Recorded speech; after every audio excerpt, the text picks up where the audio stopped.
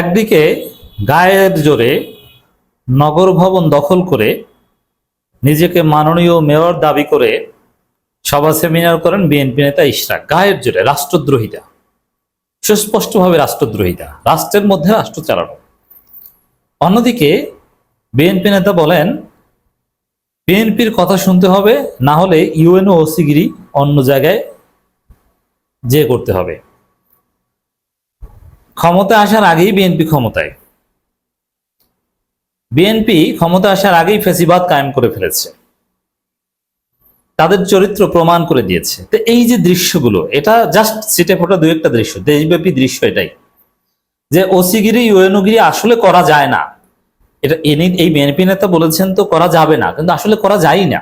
আপনি বিএনপির কথা না শুনলে আপনি ওসিগিরি করতে পারবেন না, বিএনপির চান্দাবাজদের ধরলে আপনি ওসিগিরি করতে পারবেন না, আপনি বিএনপির বিরুদ্ধে মামলা নিলে আপনি ওসিগিরি করতে পারবেন না, বিএনপি নেতাদের ভাগ বাটোয়ারা বা ক্ষমতাসীন দলের মতো সার সার না বললে আপনি ইউএনওগিরি করতে পারবেন না।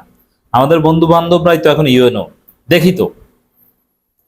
এখন বাস্তবতাটা কি দেখেন, বিএনপির কথা শুনতে হবে, না হলে ইউএনও ওসিগিরি ছেড়ে অন্য জায়গায় যেতে হবে।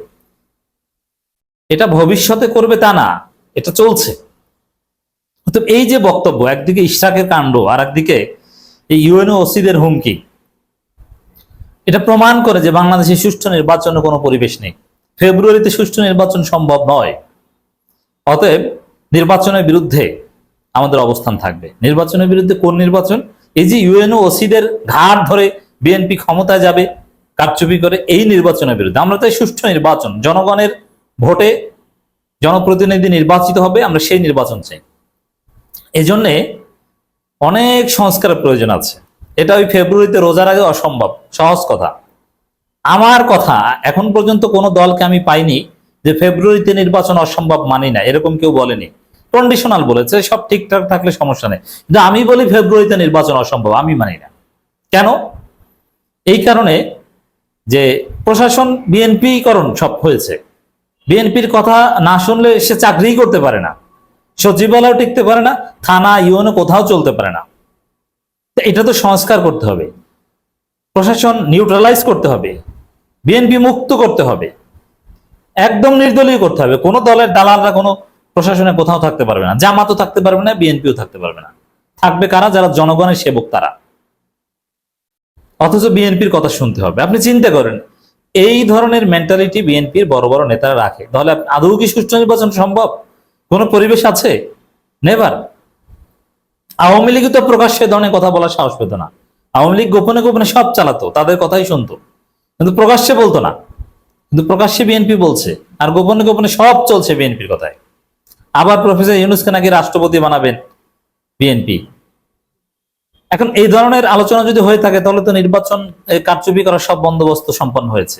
আপনি কি মনে করেন যে আরেকটা কারচুপি নির্বাচনের মাধ্যমে কাউকে ক্ষমতায় বসতে দেওয়া হবে?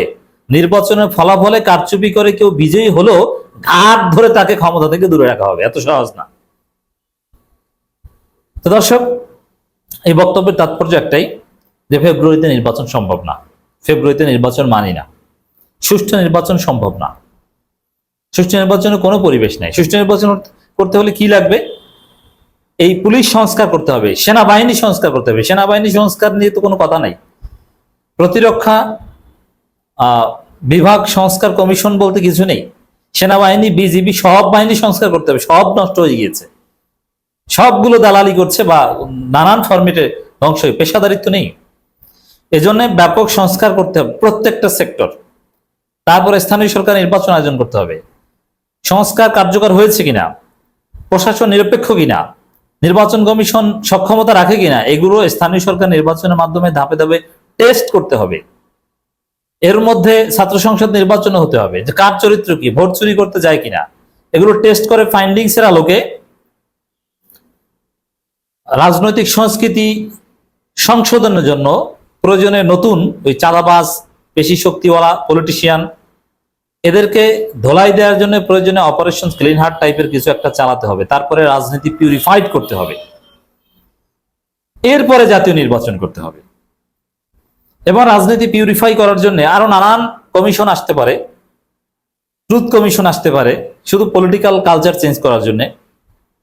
কারণ এভাবে চলবে না ভাই, বাংলাদেশটাকে আর ধ্বংস হতে আমরা দিতে পারি না। ইউনুস গাদ্দারি করলে ইউনুসকেও আমরা ধরবো, আমরা গাদ্দার ঘোষণা করব, এত সহজ না। ব্রিটিশ এখানে আমরা যেটা দেখি খবরে, চট্টগ্রাম দক্ষিণ জেলা বিএনপির আহ্বায়ক মোহাম্মদ ইদ্রিস মিয়া বলেছেন, এটা কিন্তু বড় নেতা, এরাই হচ্ছে। দেখেন এখন ভোট, মির্জা ফখরুল কি নিজে ভোট চুরি করতে যাবেন, ভোট ডাকাতি করতে যাবেন না, ভোট ডাকাতি করবে কারা? এই ইদ্রিস মিয়ারা। অথবা এদের কথাই বিএনপির চূড়ান্ত কথা, এদের কথাই আসল কথা। মির্জা ফখরুলদের, তারেক রহমানদের কথা এখানে গুরুত্বপূর্ণ না, কারণ তারা তো আর ভোট ডাকাতি করবে না, ভোট ডাকাতি করবে এরা। আর এরা কি বিএনপির কথা শুনে আদৌ? চাঁদাবাজি বন্ধ করতে বলেছে, গ্রুপিং বন্ধ করতে বলেছে, বিএনপি বন্ধ করেছে? করেনি। চট্টগ্রাম দক্ষিণ জেলা বিএনপির আহ্বায়ক মোহাম্মদ ইদ্রিস মিয়া বলেছেন, প্রশাসন বিএনপির কোন নেতাকর্মী সাইড দিচ্ছে না, কর্মীকে সাইড দিচ্ছে না, বিএনপি নেতাকর্মীদের ঐক্যবদ্ধ হওয়ার আহ্বান জানাচ্ছে। ঐক্যবদ্ধ হলে প্রশাসন বাধ্য হবে বিএনপির কথা শুনতে, বিএনপির কথা শুনতে হবে, না হলে ইউএনও ওসিগিরিসের অন্য জায়গায় চলে যেতে হবে। আপনি চিন্তা করেছেন কত বড় হুমকি? এরা এরা রাষ্ট্রদ্রোহী না তাহলে কি? এরা সন্ত্রাসী না? সন্ত্রাসী কে? এদেরকে গ্রেপ্তার করবে না তাহলে গ্রেপ্তার করবে কি চোর আর ধর্ষক? এদের চাইতেও বড় অপরাধী, কারণ এরা ধর্ষণ করবে, তারপরে হুমকি দিয়ে ওসিকে বলবে যে এর বিরুদ্ধে কোনো মামলা নেওয়া যাবে না, সেই বন্দোবস্ত করতে যাচ্ছে। এখন জামাত অধ্যুষিত এলাকায় পুলিশ তো একটু ভারসাম্য রক্ষা করে, জামাতের কথা একটু শোনে, ইউনো জামাতের কথাও একটু শুনে, তাদেরকেও ডাকে, এটাও সহ্য হচ্ছে না। আওয়ামী লীগের চাইতে খারাপ এই বিএনপি, আপনি লিখে রাখেন। এরা ক্ষমতায় আসলে দেশটাকে আওয়ামী লীগের চাইতে ভয়ানক পরিস্থিতি তৈরি করবে।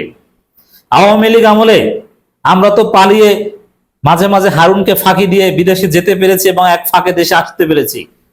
বিএনপির আমলে এটাও সম্ভব হবে না। এরা আওয়ামী লীগের চাইতে বড় ফেসিস্ট, এদের চরিত্র আওয়ামী লীগের চাইতে খারাপ, এরা আওয়ামী লীগের চাইতে বড় চোর। আওয়ামী লীগ যেভাবে দুর্নীতি করে তার চাইতে বেশি দুর্নীতিবাজ বিএনপি, কারণ আওয়ামী লীগ ভাগ বাটোয়ারা করে, চুরি করে, আর এরা সব একজনে খায়, এরা ভয়ঙ্কর। আওয়ামী লীগের বিএনপির ভিতরে, আওয়ামী লীগের ভিতরে থাকে 2 গ্রুপ, এদের গ্রুপের ভিতরে 5 গ্রুপ। আওয়ামী লীগের সুপার 2 কমিটি, সভাপতি আর সেক্রেটারি, ওই দুইজনকে কেন্দ্র করে গ্রুপিং চলে। আর বিএনপিতে সুপার 5, সভাপতি, সিনিয়র সহসভাপতি, সাংগঠনিক সম্পাদক, সেক্রেটারি, আরো একজন আছে। এই হচ্ছে বিএনপি, অতএব সাবধান থাকতে হবে। সাতকানী উপজেলা বিএনপির সাবেক আহ্বায়ক জামাল হোসেন আয়োজিত ঈদ পুনর্মিলনী সভায় কথা বলেন। কোথায় বলেছেন? জামাত অধ্যুষিত এলাকা, শাহজাহান চৌধুরী এলাকায়। তাহলে বুঝতে পারছেন যে জামাতের যেখানে প্রভাব, যেখানে অতীতে বারবার জামাত জিতেছে, জামাতের ঘাঁটি বলা হয়, ওই জায়গায় যদি একথা বলতে পারে, তাহলে অন্যান্য জায়গায় তারা কি করবে? কোথাও বাংলাদেশে সুষ্ঠু নির্বাচন হতে দিবে না, লাশের পর লাশ পড়বে। অতএব ফেব্রুয়ারি কোনো নির্বাচন হবে না, হতে দেওয়া হবে না, কোনো পরিবেশেই নাই। তিনি বলেন, মনোনয়ন যে পাবে না কেন আমাদের সবাইকে এক হয়ে গেল, এগুলো ফালতু কথা। এরা যে টাকা দিয়ে মনোনয়ন কিনতে পারবে তার পক্ষে আপনারা কাজ করবেন। তো দর্শক, নির্বাচনের পরিবেশ নাই, নির্বাচন হবে না ফেব্রুয়ারিতে, কথা এইটাই।